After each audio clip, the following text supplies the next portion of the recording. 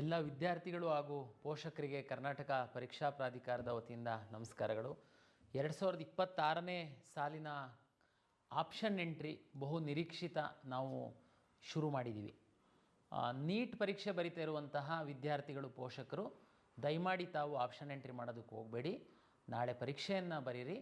ಸೋಮವಾರದಿಂದ ಅಂದರೆ 22ನೇ ತಾರೀಕಿಂದ ತಾವು ಆಪ್ಷನ್ ಎಂಟ್ರಿ ಮಾಡುವಂಥದ್ದಕ್ಕೆ ವಿನಂತಿ ಮಾಡ್ತೀನಿ.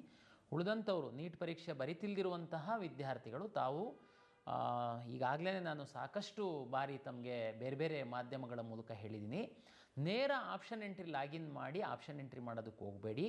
ದಯಮಾಡಿ ತಮ್ಮ ಇಚ್ಛೆಯ ಕೋರ್ಸ್ಗಳು ಯಾವುದಿದೆ, ತಮ್ಮ ಇಚ್ಛೆಯ ಕಾಲೇಜುಗಳು ಯಾವುದಿದೆ, ಒಂದು ಬಿಳಿ ಹಾಳೆ ಮೇಲೆ ಪ್ರಿಯಾರಿಟಿಯನ್ನು ಬರೆದುಕೊಂಡು ಈ ಕಾಲೇಜಲ್ಲಿ ಈ ಕೋರ್ಸು ನನಗೆ ಸಿಕ್ಕಿದರೆ ಸೂಕ್ತ, ಈ ಕಾಲೇಜಲ್ಲಿ ಈ ಕೋರ್ಸು ಸಿಕ್ಕಿದರೆ ಸೂಕ್ತ, ಅದು ಸಿಕ್ಕಿಲ್ಲ ಅಂದರೆ ಇಂಥ ಅಂದರೆ ಒಂದು ಬಿಳಿ ಹಾಳೆನಲ್ಲಿ ಕಾಲೇಜು ಮತ್ತು ಕೋರ್ಸ್ ಕೋಡೆಲ್ಲ ಬರೆದುಕೊಂಡು ನಂತರ ತಾವು ಆಪ್ಷನ್ ಎಂಟ್ರಿ ಮಾಡುವಂಥದ್ದಕ್ಕೆ ಲಾಗಿನ್ ಆಗಿ. ತುಂಬ ವಿದ್ಯಾರ್ಥಿಗಳು ಲಾಗಿನ್ ಆಗಿಬಿಟ್ಟು ಅಲ್ಲಿ ನೀವು ಇದು ಆಗ್ಬೋದಾ ಹುಡುಕ್ಲಿಕ್ಕೆ ಹೋಗ್ತೀರಾ. ಅದರಿಂದ ಒಂದು ನೀವು ಮನೇಲೇ ಕಂಪ್ಯೂಟರ್ ಇದ್ದರೆ ತೊಂದರೆ ಇಲ್ಲ, ಬೇರೆ ಸೈಬರ್ ಸೆಂಟರಿಗೆ ಹೋಗಿತ್ತು ಅಂತಂದರೆ ಸುಮ್ಮನೆ ನೀವು ಹೆಚ್ಚಿನ ಹಣ ಪಾವತಿ ಮಾಡಬೇಕಾಗುತ್ತೆ. ಅದ್ರ ಬದಲು ಯಾವ ಕಾಲೇಜು ಯಾವ ಕೋರ್ಸು ಸೂಕ್ತ ಅದಕ್ಕೂ ನಾನು ಸಾಕಷ್ಟು ಬಾರಿ ತಮಗೆ ಹೇಳಿದ್ದೀನಿ. ಕರ್ನಾಟಕ ಪರೀಕ್ಷಾ ಪ್ರಾಧಿಕಾರದ ವೆಬ್ಸೈಟಲ್ಲಿ ಕಳೆದ 2 ವರ್ಷಗಳ ಕಾಲೇಜು ವಾರು, ಕೋರ್ಸ್ ವಾರು, ರೌಂಡ್ ವಾರು ಕಟ್ ಆಫ್ ಇದೆ. ಅದನ್ನು ಸಹ ತಾವು ನೋಡ್ಬೋದು. ಇಲ್ಲ ಅಂತಂದರೆ ಕರ್ನಾಟಕ ಪರೀಕ್ಷಾ ಪ್ರಾಧಿಕಾರದ ವೆಬ್ಸೈಟಲ್ಲಿ ಚಾಟ್ ಬಾಟ್ ಇದೆ, ಅದರಲ್ಲಿ ಸಹ ಕಳೆದ ವರ್ಷದ್ದು ಕಟ್ ಆಫ್ ರ್ಯಾಂಕನ್ನು ತಾವು ಪ್ರಶ್ನೆ ಕೇಳಿದರೆ ಆನ್ಸರ್ ಮಾಡುತ್ತೆ. ಇದರಿಂದ ಏನು ಹೆಲ್ಪ್ ಆಗುತ್ತೆ ಸರ್ ನಮಗೆ, ಈ ವರ್ಷ ಬಹುತೇಕ ನಿಮಗೆ ನಿಮ್ಮ ಒಂದು ರ್ಯಾಂಕಿಗೆ ಯಾವ ಕೋರ್ಸು ಯಾವ ಕಾಲೇಜು ಸಿಗಬಹುದು ಅನ್ನುವಂತಹ ಒಂದು ಐಡಿಯಾ ಬರುತ್ತೆ. ಹಾಗಾಗಿ ತಾವು ಆಪ್ಷನ್ ಎಂಟ್ರಿ ಮಾಡಲಿಕ್ಕೆ ಸಾಕಷ್ಟು ಸಮಯ ಇರೋದ್ರಿಂದ ಆಪ್ಷನ್ ಎಂಟ್ರಿ ಓಪನ್ ಆಗ್ತಿದೆ ಅಂತಿದ್ದಂಗೆ ಹೋಗಿ ಲಾಗಿನ್ ಹಾಕ್ಕೊಂಡ್ಬಿಟ್ಟು ತಪ್ಪೆಲ್ಲ ಎಂಟ್ರಿ ಮಾಡಿ ನಂತರ ಪ್ರಾಬ್ಲಮ್ ಅನುಭವಿಸ್ಬೇಡಿ. ತಾವು ಸಮಾಧಾನವಾಗಿ ತಮಗೆ ಯಾವ ಕಾಲೇಜು ಕೋರ್ಸು ಇಷ್ಟ ಇದೆ, ಕಳೆದ ವರ್ಷ ಏನು ರ್ಯಾಂಕ್ ಇತ್ತು, ನಾವು ಈ ವರ್ಷ ಯಾವ ಕಾಲೇಜುಗಳನ್ನು ಯಾವ ಕೋರ್ಸುಗಳನ್ನು ಸೆಲೆಕ್ಟ್ ಮಾಡ್ಬೋದು ಅನ್ನುವಂಥದ್ದನ್ನು ಸ್ವಲ್ಪ ಪರಿಶೀಲನೆ ಮಾಡ್ಕೊಂಡು ಆಪ್ಷನ್ ಎಂಟ್ರಿ ಶುರು ಮಾಡಿ. ತಮಗೆಲ್ಲ ಗೊತ್ತಿದೆ, ಆಪ್ಷನ್ ಎಂಟ್ರಿ ಮಾಡೋದಕ್ಕೆ ಮೊದಲನೇ ಸ್ಟೆಪ್ಪು ವೆರಿಫಿಕೇಷನ್ ಸ್ಲಿಪ್ ಡೌನ್ಲೋಡ್ ಮಾಡ್ಕೊಂಡಿದ್ದೀರಾ ಅಂತ ಭಾವಿಸ್ತೀನಿ. ವೆರಿಫಿಕೇಷನ್ ಸ್ಲಿಪ್ಪಲ್ಲಿರುವಂತಹ ಮೀಸಲಾತಿಗಳು ತಾವು ಏನು ಕ್ಲೈಮ್ ಮಾಡಿದ್ರಿ ಅದೆಲ್ಲ ಸರಿ ಇದೆ ಅಂತ ಭಾವಿಸ್ತೀನಿ ನಾನು. ಅದನ್ನು ಸರಿ ಇದೆ ಅಂತ ಅಂದ್ಕೊಂಡ್ಮೇಲೆ ನೀವು ಆಪ್ಷನ್ ಎಂಟ್ರಿ ಶುರು ಮಾಡಿ. ಯಾಕೆ ಅಂತಂದರೆ ಈಗ ಉದಾಹರಣೆಗೆ ನೀವು ಕನ್ನಡ ಮೀಡಿಯಮ್ಮು ತಾವು ನಿಜವಾಗೂ ಕನ್ನಡ ಮೀಡಿಯಮ್ ಮೀಸಲಾತಿನ ಅರ್ಜಿಯಲ್ಲಿ ಹಾಕಿದ್ರಿ, ತಮ್ಮ ಕಾಲೇಜಲ್ಲೇ ಮೂಲ ದಾಖಲೆಗಳನ್ನು ತೆಗೆದುಕೊಂಡು ಹೋಗಿ ಪರಿಶೀಲನೆ ಮಾಡ್ಕೊಳ್ಳಿ ಅಂತೇಳಿ ನಾನು ಸಾಕಷ್ಟು ಬಾರಿ ಹೇಳಿದರೆ ಕೆಲವು ವಿದ್ಯಾರ್ಥಿಗಳು ಮಾಡ್ಕೊಂಡಿಲ್ಲ. ಪರಿಶೀಲನೆ ಮಾಡಿಲ್ದಿರೋರಿಗೆ ವೆರಿಫಿಕೇಷನ್ ಸ್ಲಿಪ್ಪಲ್ಲಿ ನೋ ಅಂತ ಬಂದಿರಬಹುದು. ತಾವು ದಯಮಾಡಿ ಅದನ್ನು KEಗೆ ಬಂದು ಸರಿ ಮಾಡಿಸ್ಕೊಳ್ಬೇಕಾಗುತ್ತೆ. ಇಲ್ಲ ಎಲ್ಲ ಸರಿ ಇದೆ, ಏನು ಪ್ರಾಬ್ಲಮ್ ಇಲ್ಲ.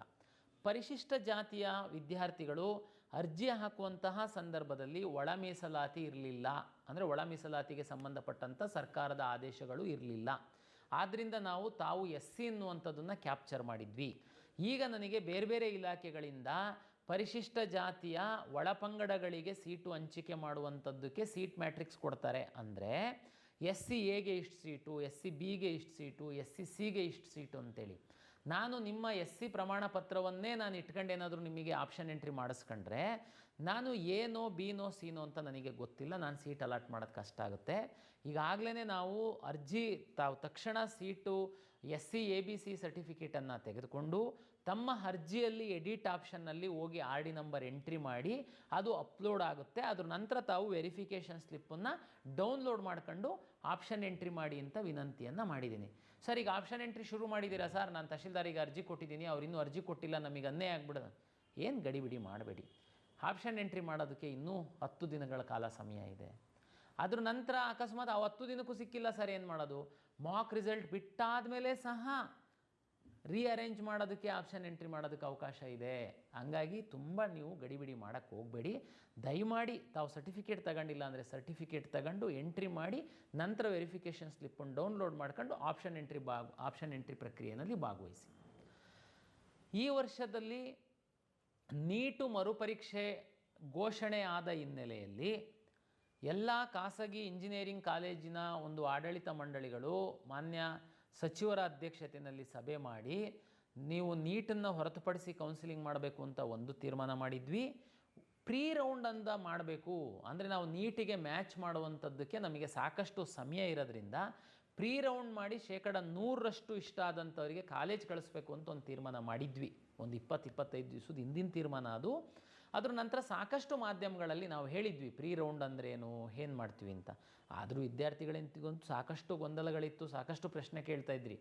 ಅದಕ್ಕೆ ತಕ್ಕಂತೆ ನಮಗೆ ಬೇರೆ ಬೇರೆ ಸೀಟ್ ಮ್ಯಾಟ್ರಿಕ್ಸು, ಫೀ ಸ್ಟ್ರಕ್ಚರ್ ಎಲ್ಲ ಬರುವಂಥದ್ದು ಲೇಟ್ ಆಗಿದ್ದರಿಂದ ಈಗಾಗಲೇ 20 ದಿವಸ ಕಳೆದೋಗ್ಬಿಟ್ಟಿದೆ. ಈಗಾಗಲೇ ನೀಟ್ ಪರೀಕ್ಷೆ ಹತ್ರನೇ ಬಂದೋಯ್ತು. ಹಾಗಾಗಿ ಎಲ್ಲ ವಿದ್ಯಾರ್ಥಿಗಳಿಗೆ ಗೊಂದಲ ಆಗಬಾರ್ದು ಮತ್ತು ನಮಗೆ ಸಮಯ ಕಡಿಮೆ ಆಗಿದ್ದರಿಂದ ಈ ಬಾರಿ ಪ್ರೀ ರೌಂಡು ಮಾಡುವಂಥದ್ರಿಂದ ನಾವು ಹಿಂದೆ ಸರಿದಿದ್ದೀವಿ.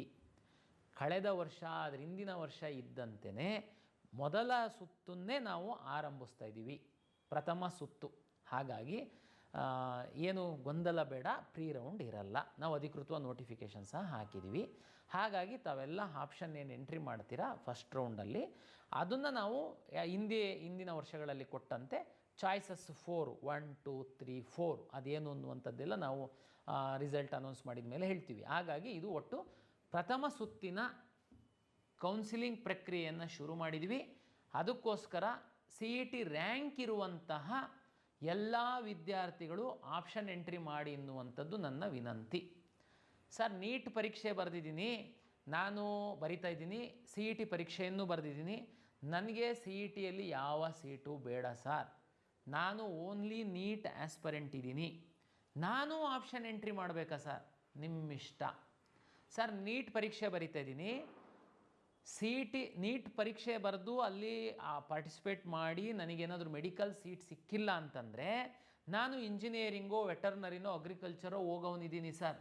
ನೀವು ಪಾರ್ಟಿಸಿಪೇಟ್ ಮಾಡಬೇಕು, ದಯಮಾಡಿ ಪಾರ್ಟಿಸಿಪೇಟ್ ಮಾಡಿ, ಭಾಳ ಇಂಪಾರ್ಟೆಂಟು. ನೀಟ್ ಪರೀಕ್ಷೆ ಬರಿತಾ ಇರುವಂಥವ್ರೂ ತಾವು ಏನಾದ್ರೂ ಏನು ನೀಟ್ ತಮಗೆ ಗೊತ್ತಿದೆ, ಕರ್ನಾಟಕದಲ್ಲಿ ಮ್ಯಾನೇಜ್ಮೆಂಟ್ ಸೀಟು ಸೇರಿದಂತೆ 10-11 ಸಾವಿರ ಸೀಟು ಸಿಗ್ಬೋದು. ಕೆಲವರು ಮೆರಿಟೋರಿಯಸ್ ಸ್ಟೂಡೆಂಟು, ಸರ್ಕಾರಿ ಸೀಟ್ ಸಿಕ್ಕಿದರೆ ಮಾತ್ರ ಅಂತ ಇರುವಂಥವ್ರಿಗೆ ಎಷ್ಟು ಸೀಟ್ ಸಿಗುತ್ತೆ ಅನ್ನೋದು ತಮಗೆ ಗೊತ್ತಿದೆ.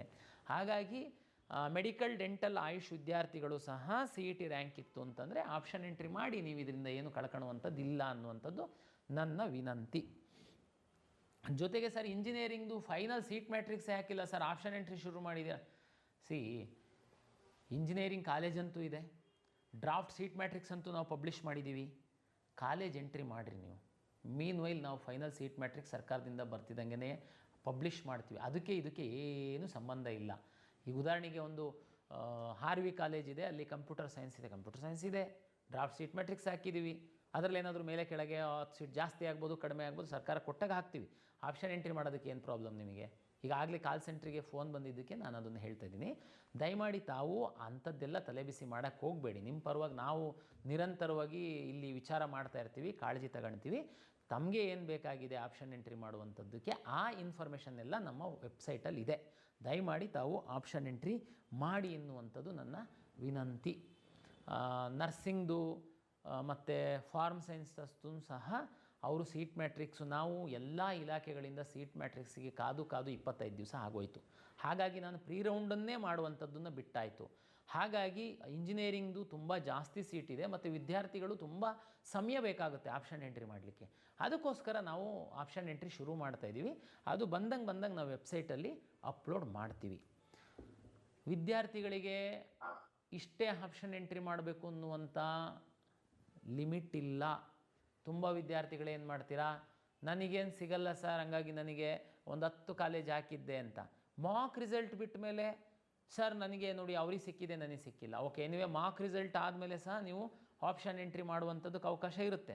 ಫೈನಲ್ ರಿಸಲ್ಟ್ ಆದಮೇಲೆ ಸರ್ ಅವ್ರಿಗೆ ಸಿಕ್ಕಿದೆ, ನಮಗೆ ಸಿಗಲ್ಲ. ಹಾಗಾಗಿ ಎಷ್ಟು ಬೇಕಾದರೂ ತಾವು ಆಪ್ಷನ್ ಎಂಟ್ರಿ ಮಾಡುವಂಥದ್ದಕ್ಕೆ ಅವಕಾಶ ಇರೋದ್ರಿಂದ ತಾವು ಪ್ರಿಯಾರಿಟಿ ಮೇಲೆ ಎಷ್ಟು ಆಪ್ಷನ್ ಬೇಕಾದರೂ, ಎಷ್ಟು ಕೋರ್ಸು ಬೇಕಾದರೂ, ಎಷ್ಟು ಕಾಲೇಜು ಬೇಕಾದ್ರೂ ಆಪ್ಷನ್ ಎಂಟ್ರಿ ಮಾಡ್ಬೋದು. ತಾವು ದಯಮಾಡಿ ಆಪ್ಷನ್ ಎಂಟ್ರಿ ಮಾಡಿ. ಆಪ್ಷನ್ ಎಂಟ್ರಿ ಪ್ರಕ್ರಿಯೆ ಹೇಗಿದೆ ಅಂತನ್ನುವಂಥದ್ದು ಒಂದು ವಿಡಿಯೋ ಮಾಡಿ ನಮ್ಮ KE ವೆಬ್ಸೈಟಲ್ಲಿ ಹಾಕಿದ್ದೀವಿ. ತಾವು ದಯಮಾಡಿ ಆ ವಿಡಿಯೋ ಒಮ್ಮೆ ನೋಡಿ, ಈಸಿ ಆಗುತ್ತೆ. ಸರ್, 750 ರೂಪಾಯಿ ಫೀಸ್ ಕಟ್ಟಕ್ಕೆ ಆ ವಿಡಿಯೋನ ನಾನು ಮತ್ತೆ ಪೋಸ್ಟ್ ಮಾಡ್ತೀನಿ. ಕಾಲೇಜ್ ಅಣ್ಣಾ ಗೈಡ್ ಯೂಟ್ಯೂಬ್ ಚಾನಲಲ್ಲೂ ಇದೆ. ಕಾಲೇಜ್ ಅಣ್ಣಾ ಗೈಡ್ ಯೂಟ್ಯೂಬ್ ಚಾನಲ್ ಸಬ್ಸ್ಕ್ರೈಬ್ ಆಗೋದನ್ನ ಮರೆಯಕ್ಕೆ ಹೋಗಬೇಡಿ. ಇವಾಗ ₹750 ಪ್ರಸನ್ನ ಸರ್ ಹೇಳ್ತಾರೆ ಏನನ್ನೋದನ್ನ. ಅದನ್ನು ನೀವು ಗಮನವಿಟ್ಟು ಕೇಳಿಸ್ಕೊಳ್ಳಿ ಸರಿನಾ? ಹಾಗೆ ವಿಡಿಯೋ ಇನ್ನೂ ಇದೆ. ಕಂಟಿನ್ಯೂ ಆಗಿ ನೋಡಿ. ಆಪ್ಷನ್ ಎಂಟ್ರಿ ಮಾಡೋದಕ್ಕಿಂತ ಮುಂಚೆ 1 ಸಲ ಅಲ್ಲ, 2 ಸಲ ಅಲ್ಲ. ಸ್ಟೂಡೆಂಟ್ಸು ಮತ್ತು ಪೇರೆಂಟ್ಸ್ ಎಲ್ಲರೂ ಈ ವಿಡಿಯೋನ ನೋಡಲೇಬೇಕು. ಆವಾಗಲೇ ನಿಮಗೆ ಕ್ಲಿಯರ್ ಆಗಿ ಗೊತ್ತಾಗುತ್ತೆ. ನಿಮಗೊಂದು ವೇ ಗೊತ್ತಾದರೆ ನೀವು ಅಲ್ಲಿಗೆ ತಲುಪೋದು ಏನು ಲೇಟ್ ಆಗೋದಿಲ್ಲ. ನಿಮಗೆ ವೇನೇ ಗೊತ್ತಿಲ್ಲ ಅಂತಂದರೆ 1 ಕಿಲೋಮೀಟರ್ ಇದ್ರೂ 1 ಅವರ್ ಆಗುತ್ತೆ. ವೇ ಗೊತ್ತಿದ್ದರೆ 10 ಕಿಲೋಮೀಟರ್ ಆದರೂ 10 ಮಿನಿಟ್ಸ್ ಆಗುತ್ತೆ. ಸೊ ಅದಕ್ಕೋಸ್ಕರ ತಿಳ್ಕೊಳ್ಳಿ ಫಸ್ಟು. ಎಲ್ಲಾನು ಕ್ಲಿಯರ್ ಆಗಿ ಕಾಲೇಜ್ ಅಣ್ಣಾ ಗೈಡ್ ಯೂಟ್ಯೂಬ್ ಚಾನಲಲ್ಲಿ ಎಲ್ಲಾನು ಇದೆ. ಎ ಟು ಝೆಡ್ ಇದೆ.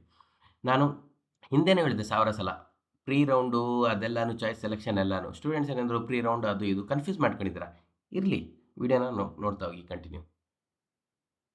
ಕಳೆದ ವರ್ಷ 2025ಅಲ್ಲಿ 24ಅಲ್ಲಿ ಆಪ್ಷನ್ ಎಂಟ್ರಿ ಆದಮೇಲೆ ನಾವು ಫೀಸ್ ₹750 ತಮ್ಮ ಫೀಸ್ ಜೊತೆ ಕಟ್ಟಿಸ್ಕೊಳ್ತಾ ಇದ್ವಿ. ಕಳೆದ ವರ್ಷ ಅದೇ 750ನ್ನು ಆಪ್ಷನ್ ಎಂಟ್ರಿ ಪೂರ್ವದಲ್ಲಿ ಕಟ್ಟಿಸ್ಕೊಳ್ತಾ ಇದ್ದೀವಿ. ಏನು ವ್ಯತ್ಯಾಸ ಏನಿಲ್ಲ ಸರ್. ಇಲ್ಲ ನಾವು ಸುಮ್ಮನೆ ಆಪ್ಷನ್ ಎಂಟ್ರಿ ಮಾಡ್ತೀವಿ ಸರ್, ಆಮೇಲೆ ನಮಗೆ ಸೀಟ್ ಸಿಕ್ಕಿಲ್ಲ ಅಂತಂದರೆ ಸುಮ್ಮನೆ ಆಪ್ಷನ್ ಎಂಟ್ರಿ ಮಾಡ್ತೀರಲ್ಲ, ಅದಕ್ಕೋಸ್ಕರನೇ ಆರಂಭದಲ್ಲಿ ₹750 ಕಟ್ಟಿಸ್ಕೊಳ್ತಾ ಇರೋದು ನಾವು. ಯಾರು ಜೆನ್ಯೂನ್ ಇದ್ದಾರೆ ಅವರು ಆಮೇಲೆ ಕಾಲೇಜಿನ ಫೀಸ್ ಏನು ನಿಗದಿ ಆಗಿದೆ ಅದನ್ನು ಮಾತ್ರ ಕಟ್ಟಿಸ್ಕೊಂಡು ನಾವು ತಮಗೆ ಕಾಲೇಜು ಸೀಟ್ ಕನ್ಫರ್ಮೇಷನ್ ಸ್ಲಿಪ್ಪನ್ನು ಕೊಡ್ತೀವಿ. ಹೋದ ವರ್ಷದ ಥರನೇ ಕಾಲೇಜಲ್ಲಿ ಹೋಗಿ ತಾವು ಅಡ್ಮಿಷನ್ ಆರ್ಡರ್ನ ಡೌನ್ಲೋಡ್ ಮಾಡ್ಕೊಂಡು ಅಡ್ಮಿಷನ್ ಆಗುವಂಥದ್ದು ಇರುತ್ತೆ. ಹಾಗಾಗಿ ಈಗ ನಾವು CET ರ್ಯಾಂಕ್ ಆಧರಿಸಿ ಏನು ಆಪ್ಷನ್ ಎಂಟ್ರಿ ಶುರು ಮಾಡಿದ್ದೀವಿ. ತಾವು ತಾಳ್ಮೆಯಿಂದ ವೈಟ್ ಪೇಪರಲ್ಲಿ ಪ್ರಿಯಾರಿಟಿ ಸೆಟ್ ಮಾಡ್ಕೊಳ್ಳಿ, ಆಮೇಲೆ ಆಪ್ಷನ್ ಎಂಟ್ರಿ ಮಾಡಿ. ಒಂದು ವಿದ್ಯಾರ್ಥಿಗಳು ಕಳೆದ ವರ್ಷದಲ್ಲಿ ಮಿಸ್ಟೇಕ್ ಮಾಡ್ತಾಯಿದ್ರು. ಏನಂತಂದರೆ, ಸರ್ ನನಗೆ ನನ್ನ ರ್ಯಾಂಕಿಗೆ ಇಂಥ ಕಾಲೇಜ್ ಆ್ಯಕ್ಚುಲಿ ನನಗೆ ಬೇಕು ಸರ್, ಅದರಲ್ಲಿ ಸಿಕ್ಕೇ ಇಲ್ಲ ಸರ್, ಸಿಕ್ಕಿದ್ರೂ ಜಸ್ಟು ಬಾರ್ಡ್ರಲ್ಲಿ ಸಿಕ್ಕಿದೆ ಸರ್, ಹಾಗಾಗಿ ಅದನ್ನು ನಾನು ಯಾವುದಕ್ಕೋಸ್ಕರನಾದರೂ ಇರಲಿ ಅಂತೇಳಿ ಕೆಳಗಡೆ ಇಟ್ಟಿದ್ದೀನಿ ಸರ್ ನಾನು ಅದನ್ನು.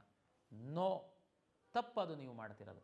ಯಾವುದಕ್ಕೋಸ್ಕರನಾದರೂ ಇರಲಿ ಸರ್, ಈ ಸರಿ ಏನಾದರೂ ನನಗೆ ಸಿಕ್ಬಿಡಬಹುದು ಅನ್ನುವಂಥದ್ದು ತಮ್ಮ ತಲೆ ಒಳಗಿದ್ದರೆ ಒಟ್ಟು ನನ್ನ ಲಾಗಿನ್ ಒಳಗಡೆ ಇರಲಿ ಅಂತ ನಾನು ಕೆಳಗಿಡ್ತಾ ಇದ್ದೀನಿ ಅಂತಲ್ಲ. ದಯಮಾಡಿ ಮೇಲ್ಗಡೆ ಇಡಿ. ಯಾವುದಕ್ಕೋಸ್ಕರನಾದರೂ ಇರಲಿ, ಅದು ತುಂಬ ಚೆನ್ನಾಗಿದೆ. ಲಾಸ್ಟ್ ಇಯರು ಅದು ಜಸ್ಟ್ ಮಿಸ್ ಆಗಿತ್ತು ಅಂದರೆ ಈ ವರ್ಷ ನಿಮಗೆ ಸಿಕ್ಬೋದು. ಸಿಕ್ಕಿದರೆ ಅದೇ ನನ್ನ ಫಸ್ಟು ಪ್ರಿಯಾರಿಟಿ ಎನ್ನುವಂಥ ತಮ್ಮದು ಏನಾದರೂ ಇಚ್ಛೆ ಇದ್ದರೆ ಆ ಇಚ್ಛೆಯನ್ನು ತಾವು ಮೇಲೆ ಇಡಬೇಕು. ಕಂಪ್ಯೂಟರ್ ಹೇಗೆ ಅಲರ್ಟ್ ಮಾಡುತ್ತೆ? ಕಂಪ್ಯೂಟರಿಗೆ ಹೇಗೆ ಗೊತ್ತಾಗುತ್ತೆ? ನಿಮ್ಮದು ಆಪ್ಷನ್ 1 ಅಂದರೆ ನಿಮಗೆ ತುಂಬ ಇಷ್ಟ ಇದೆ, ಅದನ್ನು ಈ ರ್ಯಾಂಕಿಗೆ ಆಗುತ್ತಾ ನೋಡೋಣ ಅಂತ. ಆಪ್ಷನ್ 2 ಅದು ಸಿಕ್ಕಿಲ್ಲ ಅಂದರೆ ಈ ಮಗುಗೆ ಆಪ್ಷನ್ 2 ಇಷ್ಟ ಇದೆ, ಅದನ್ನು ನಾನು ನೋಡಬೇಕು. ಅದು ಇಲ್ಲ ಅಂದರೆ ಆಪ್ಷನ್ 3. ಆ ರೀತಿ ಕಂಪ್ಯೂಟರ್ ನೋಡ್ತಾ ಬರುತ್ತೆ. ನಿಮ್ಮ ರ್ಯಾಂಕು, ನಿಮ್ಮ ಮೀಸಲಾತಿ, ನಿಮ್ಮ ಆಪ್ಷನ್ಸು ಇದನ್ನು ಮ್ಯಾಚ್ ಮಾಡಿ ಕಂಪ್ಯೂಟರ್ ಅಲರ್ಟ್ ಮಾಡುವಂಥದ್ದು. ಹಾಗಾಗಿ ನಿಮ್ಮ ಆಯ್ಕೆ ಯಾವಾಗಲೂ ಮೇಲಿಂದ ಇರಬೇಕೇ ಹೊರತು ಮೇಲಿಂದ ಒಂದಷ್ಟಿಟ್ಟು ತುಂಬ ಚೆನ್ನಾಗಿರೋದನ್ನು ಕೆಳಗಡೆ ಇಟ್ಟರೆ ಕಂಪ್ಯೂಟರ್ ಕನ್ಸಿಡ್ರೇ ಮಾಡಲ್ಲ. ಹಾಗಾಗಿ ಮೇಲಿಂದ ಆಪ್ಷನ್ ಎಂಟ್ರಿ ಮಾಡಿ. ತಮಗೆ ತುಂಬ ಗಡಿಬಿಡಿ ಮಾಡಿ ಟೆನ್ಷನ್ ಮಾಡುವಂಥ ಅಗತ್ಯ ಇಲ್ಲ. ತಾವು ಸಮಾಧಾನವಾಗಿ ವೈಟ್ ಪೇಪರ್ ಮೇಲೆ ಬರ್ಕೊಂಡು ತಂದೆ ತಾಯಿ ಜೊತೆ ಚರ್ಚೆ ಮಾಡಿ ಆರಾಮಾಗಿ ಆಪ್ಷನ್ ಎಂಟ್ರಿ ಮಾಡಿ. ಇಂಜಿನಿಯರಿಂಗ್ ವಿದ್ಯಾರ್ಥಿಗಳಿಗೆ ಅಂತೂ 75,000ಕ್ಕಿಂತ ಹೆಚ್ಚು ಸೀಟು KEAಯಿಂದ ಅಲಾಟ್ ಆಗುತ್ತೆ.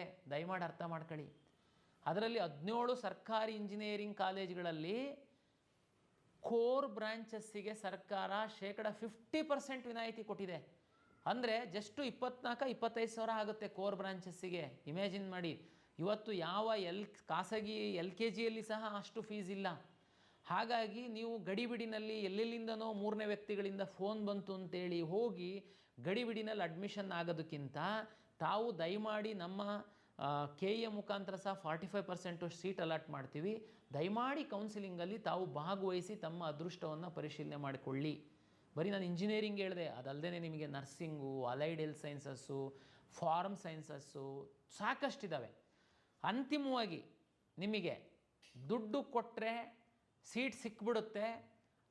ನಾನು ಮೇಲೆ ಕೆಳಗೆ ಮಾಡಿಬಿಡ್ತೀನಿ, ನಿಮ್ಮದು ಕಡಿಮೆ ರ್ಯಾಂಕ್ ಇತ್ತು ಅಂತಂದ್ರೂ KEA ಮುಖಾಂತರನೇ ನಾನು ಮ್ಯಾನೇಜ್ ಮಾಡಿ ಸೀಟ್ ಕೊಡಿಸ್ಬಿಡ್ತೀನಿ. ನಂಬಕ್ಕೆ ಹೋಗಬೇಡಿ, ಸಾಧ್ಯ ಇಲ್ಲ. ನೀವು ಇಂಜಿನಿಯರಿಂಗಲ್ಲಿ, ನರ್ಸಿಂಗಲ್ಲಿ ಮ್ಯಾನೇಜ್ಮೆಂಟ್ ಸೀಟು, ಅಲೈಡ್ ಹೆಲ್ತ್ ಸೈನ್ಸಸ್ಸಲ್ಲೆಲ್ಲ ಹೋಗಿ ಮ್ಯಾನೇಜ್ಮೆಂಟ್ ಸೀಟ್ ಸಿಗುತ್ತೆ. 25% ಅಷ್ಟು ಅವರು ಮ್ಯಾನೇಜ್ಮೆಂಟಿಗೆ ಸರ್ಕಾರ ಬಿಟ್ಟುಕೊಟ್ಟಿದೆ. ಅಲ್ಲಿ ತಾವು ಹೋಗಿ ಅಡ್ಮಿಷನ್ ಆಗಿ. ಉದಾಹರಣೆಗೆ ಮೆಡಿಕಲ್ಲು, ನಾನು ಇವತ್ತು ಮಾಧ್ಯಮದಲ್ಲಿ ನೋಡ್ತಾ ಇದ್ದೆ, ಮೆಡಿಕಲ್ ಡೆಂಟಲ್ಲಿಗೆ ಆಗಲೇ ಮಧ್ಯವರ್ತಿಗಳು ತಮ್ಮ ಸಕ್ರಿಯರಾಗ್ಬಿಟ್ಟಿದ್ದಾರೆ ಈಗಾಗಲೇ. ಆಮೇಲೆ ಇಂಜಿನಿಯರಿಂಗಲ್ಲೂ ಹೇಳ್ತಾ ಇದ್ರು ನನಗೆ ಇಲ್ಲ ಕನೆಕ್ಷನ್ ಇದೆ, ನಿಮಗೆ ಕೌನ್ಸಿಲಿಂಗ್ ಮುಖಾಂತರನೇ ನಾನು ನಿಮಗೆ ಒಳ್ಳೆ ಸೀಟ್ ಕೊಡಿ. ಸಾಧ್ಯ ಇಲ್ಲ. ಪೂರ್ತಿ ಟ್ರಾನ್ಸ್ಪರೆಂಟ್ ಇದೆ, ಪಾರದರ್ಶಕತೆ ಇದೆ. KEದು ಪ್ರತಿ ಹಂತದಲ್ಲಿ ನಿಮಗೆ ಪಬ್ಲಿಷ್ ಮಾಡ್ತೀವಿ, ರಿಸಲ್ಟನ್ನು ಕಟ್ ಆಫನ್ನು ಪಬ್ಲಿಷ್ ಮಾಡ್ತೀವಿ. ಮ್ಯಾನ್ಯುಪ್ಲೇಟ್ ಮಾಡೋದಕ್ಕೆ ಸಾಧ್ಯ ಇಲ್ಲ. ಅನ್ಯ ದಾರಿಗಳಿಂದ ನಿಮಗೆ ಸೀಟು ಹಂಚಿಕೆ ಮಾಡೋದಕ್ಕೆ ಅವಕಾಶಗಳಿಲ್ಲ. ಮೆಡಿಕಲ್ ಡೆಂಟಲ್ ಆಯುಷು ದಯಮಾಡಿ ನಿಮ್ಮ ತಂದೆ, ನಿಮ್ಮ ಅಜ್ಜ, ನಿಮ್ಮ ಮುತ್ತಾತ, ನಿಮ್ಮ ತಾಯಿ ಯಾರಾದರೂ ನಿಮ್ಮ ಮಗುಗೆ ಸೀಟ್ ಕೊಡ್ತೀವಿ ನಾವು ಅಂತಂದರೆ ನಂಬಕ್ಕೆ ಹೋಗಬೇಡಿ, ಸಾಧ್ಯ ಇಲ್ಲ. ನೀಟ್ ರ್ಯಾಂಕ್ ಆಧರಿಸಿ KEಯ ಮುಖಾಂತರನೇ ಸೀಟ್ ಅಲಾಟ್ ಆಗುವಂಥದ್ದು ಮುಂದಿನ ದಿನಗಳಲ್ಲಿ. ಈವನ್ ಮ್ಯಾನೇಜ್ಮೆಂಟ್ ಸೀಟ್ ಸಹ ನೀವು ಡೈರೆಕ್ಟ್ ಕಾಲೇಜಲ್ಲಿ ಅಡ್ಮಿಷನ್ ಇಲ್ಲ. ಇಂಜಿನಿಯರಿಂಗು ಉಳಿದಂಥ ಕೋರ್ಸ್ಗಳಿಗೆ ಮ್ಯಾನೇಜ್ಮೆಂಟ್ ಅಂತೇಳಿ ಸೀಟ್ ಇದೆ, ಹೋಗಿ ಅಡ್ಮಿಷನ್ ಆಗ್ತಾರೆ. ಉದಾಹರಣೆಗೆ ಅಗ್ರಿಕಲ್ಚರು, ವೆಟರ್ನರಿ ಸರ್ಕಾರಿ ಕಾಲೇಜುಗಳಲ್ಲಿ ಇಲ್ಲ. ಅಗ್ರಿಕಲ್ಚರಲ್ಲಿ ಕೆಲವು ಪ್ರೈವೇಟ್ ಕಾಲೇಜಸ್ ಇದೆ, ತಾವು ನೋಡ್ಕೊಳ್ಬೋದು, ಅಲ್ಲಿ ಮ್ಯಾನೇಜ್ಮೆಂಟ್ ಇದೆ. ಬಟ್ ಸರ್ಕಾರಿ ಕಾಲೇಜುಗಳಲ್ಲಿ ಫಾರ್ಮ್ ಸೈನ್ಸು, ವೆಟರ್ನರಿನಲ್ಲಿ ಸಹ ಡೈರೆಕ್ಟ್ ಅಡ್ಮಿಷನ್ಸ್ ಇರಲ್ಲ, KE ಮುಖಾಂತರ ಇರುತ್ತೆ. 45% ಇಂಜಿನಿಯರಿಂಗ್ ಸೀಟ್ಗಳು ಸಹ ನಮ್ಮ ಮುಖಾಂತರ ಅಲಾಟ್ ಆಗುತ್ತೆ. ಮೆಡಿಕಲ್ ಡೆಂಟಲ್ ಆಯುಷು 100% ಸೀಟು ನಮ್ಮ ಮುಖಾಂತರ ಅಲಾಟ್ ಆಗುತ್ತೆ. ಹಾಗಾಗಿ ವಿದ್ಯಾರ್ಥಿಗಳು ಯಾರಾದರೂ ನಿಮಗೆ ಏನಾದರೂ ಮಾಡಿಕೊಡ್ತೀವಿ ಅನ್ಯ ಮಾರ್ಗದಿಂದ ಅಂತಂದರೆ ತಕ್ಷಣ ತಾವು ಪೊಲೀಸ್ ಕಂಪ್ಲೇಂಟ್ ಕೊಡಬಹುದು, ಇಲ್ಲ ನಮಗೆ ಬೇಕಾದರೂ ದೂರು ಕೊಡ್ಬೋದು. ನೀವು ಸಹ ನಂಬೋದು ಅದು ಸಂಪೂರ್ಣ ಸುಳ್ಳು. ವಿದ್ಯಾರ್ಥಿಗಳಿಗೆ ಬಹುತೇಕ ಫಸ್ಟ್ ರೌಂಡಿನ ಆಪ್ಷನ್ ಎಂಟ್ರಿ ಬಗ್ಗೆ ಸಂಕ್ಷಿಪ್ತವಾಗಿ ನಾನು ಮಾಹಿತಿ ಕೊಟ್ಟಿದ್ದೀನಿ.